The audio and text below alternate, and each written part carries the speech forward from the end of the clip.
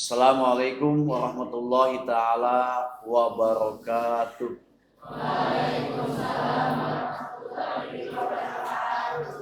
Alhamdulillah, salatu wassalamu ala Rasulillah Muhammad ibn Abdillah wa ala alihi wa sahbihi wa mawala. Amma ba'du. Qala Allah taala fil Qur'anil Karim, bismillahirrahmanirrahim. Wa ma utitu minal ilmi illa qalila. Al-ayah wa qala Rasulullah sallallahu alaihi wasallam utlubul ilma minal mahdi ilal lahdi. Al-hadis. Syukur alhamdulillah hari ini kita masih diberikan nikmat sehat. Ya, sebuah nikmat yang sangat mahal bila dibandingkan dengan harta. Karena kenapa? Ketika orang sehat berpandangan, ketika dia sehat ada harapan hidupnya berkesinambungan. Dan ketika seseorang sakit, apalagi sakit yang parah, ada sedikit keputusasaan bahwa hidupnya ini kemungkinan besar hanya sampai di sini. Makanya berusaha ketika dia sakit untuk berobat supaya sembuh. Walaupun rumah sakit yang dia lalui, yang dia tuju adalah rumah sakit yang lumayan mewah. Ya. Tidak sedikit orang Indonesia yang berobatnya ke Singapura. Kenapa? Kualitas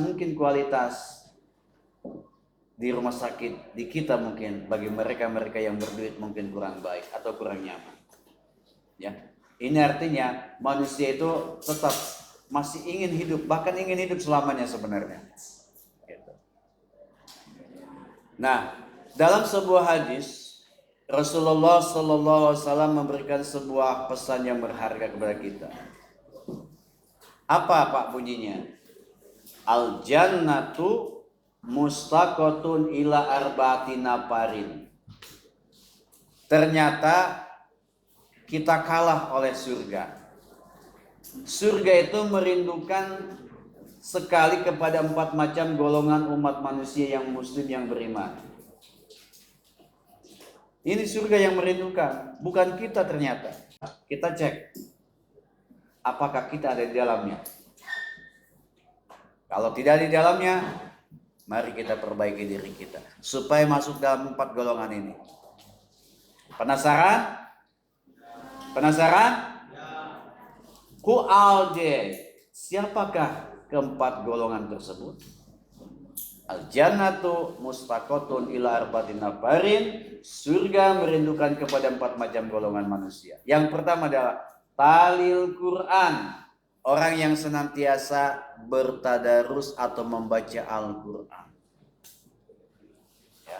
Sering ini sering. Sering tidak? Bukan persoalan lamanya membaca Al-Quran, yang penting dawamnya, istiqomahnya. Sehari misalnya 3 kali, tapi tidak lama Pak, itu bagus. Daripada misalkan seminggu, lama bacanya, tapi durasinya, intensitasnya cuma sekali. Lebih baik dawam, tapi membacanya tidak lama. Misalkan punya jadwal membaca Al-Qurannya sehabis maghrib, atau sebelum tidur, atau setelah asar. Usahakan.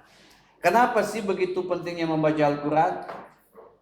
Hikmahnya adalah akan Allah perlihatkan bagi orang yang suka membaca Al-Quran ini, alam barzahnya akan terang. Ingin alam barzahnya terang, ingin? Yang kedua adalah apakah kita termasuk di dalamnya? Ada enggak? Wa hafizil lisan. Orang yang senantiasa menjaga lisannya dari perkataan-perkataan yang tidak baik, perkataan-perkataan yang mengandung dosa, bahkan perkataan yang bisa menyinggung perasaan orang lain.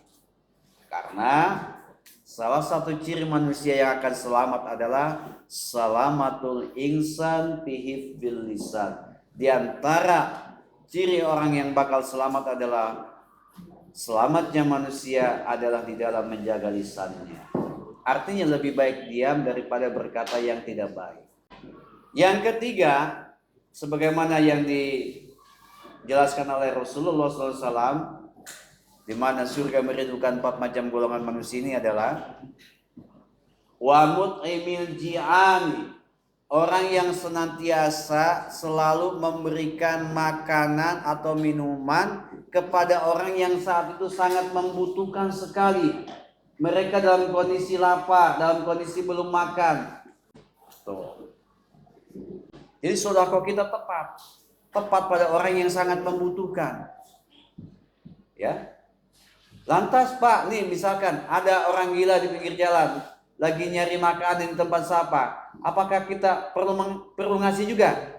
Silahkan, itu lebih baik. Mereka juga sama, makhluk seperti kita, manusia yang Allah ciptakan, hanya saja Allah mentakdirkan lain, kondisinya begitu. Apakah akan bernilai pahala ketika kita bersedekah kepada orang yang gila, yang sedang mencari makanan di tempat sampah? Sama, Allah akan memberikan nilai sedekah yang baik. Ya, sering kan kita melihat kan? Sering tidak melihat orang yang gila sering mencari makan di tempat sampah? Sering tidak? Tuh aplikasinya. Kalau kita punya makanan, kasih. Jangan takut-takut.